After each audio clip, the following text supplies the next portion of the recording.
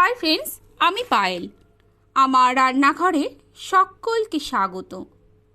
আজ আমি আপনাদের সাথে শেয়ার করব ফুরুলির রায়তা বা বেসনের বড়ার রায়তার রেসিপি।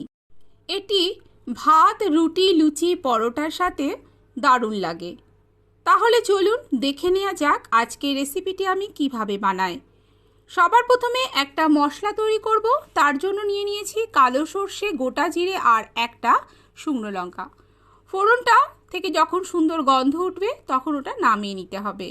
এখন একটা বোলের মধ্যে নিয়ে নিচ্ছি বেশ কিছুটা বেসন। আমি আমার প্রয়োজন অনুযায়ী বেসন নিয়ে নিয়েছি। দিয়ে দিলাম পরিমাণ মতো লবণ, দিয়ে দিচ্ছি পরিমাণ মতো হলুদ গুঁড়ো আর দিয়ে দেবো পরিমাণ মতো হিং। সব কিছু আগে খুব ভালো করে মিশিয়ে নেব। মেশানো আমার হয়ে গেছে। এখন আমি এর মধ্যে জল দিয়ে এটার একটা ব্যাটার তৈরি করে নেব। জল দিয়ে নিয়েছি। এখন আমি এটার হাত দিয়ে ভালো করে মেখে নিচ্ছি। যদি বেশি পাতলা মনে হয় তাহলে আরেকটু বেসন আমি মিলিয়ে নেব। আমার আরেকটু বেসনের প্রয়োজন হয়েছিল। আরেকটু বেসন দিয়ে ভালো করে ফেটিয়ে এই রকম ধরনের করে নিয়েছি। এখন এটা ফুরুলির জন্য একদম তৈরি। গ্যাসে আমি কড়াই বসিয়ে সাদা তেল দিয়ে দিয়েছি। এরপর এর মধ্যে আমি ফুরুলিগুলোকে ভেজে নিচ্ছি। ফুরুলিগুলো খুব ছোট ছোট সাইজের ভেজে নিলেই বেশি ভালো হয়। তাতে করে এর মধ্যে তেল মশলা খুব ভালোভাবে ঢুকে যাবে।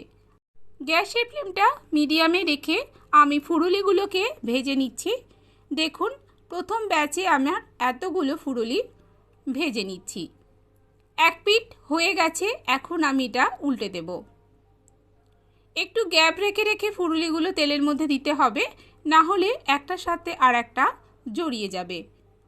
তাই জন্য আমি দুবারে ফুরুলিগুলোকে ভেজে নেব।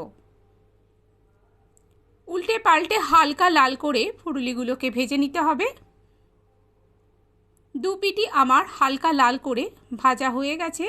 আমি এগুলোকে তুলে একটা পাত্রে রেখে দিচ্ছি।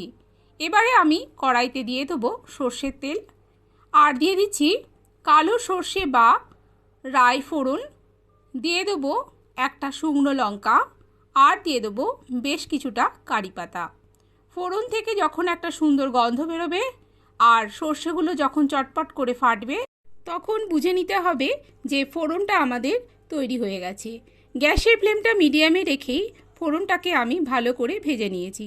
এখন আমি এর মধ্যে দিয়ে দিচ্ছি পরিমাণ মতো হলুদ গুঁড়ো আর দিয়ে দেবো পরিমাণ মতো লঙ্কার গুঁড়ো।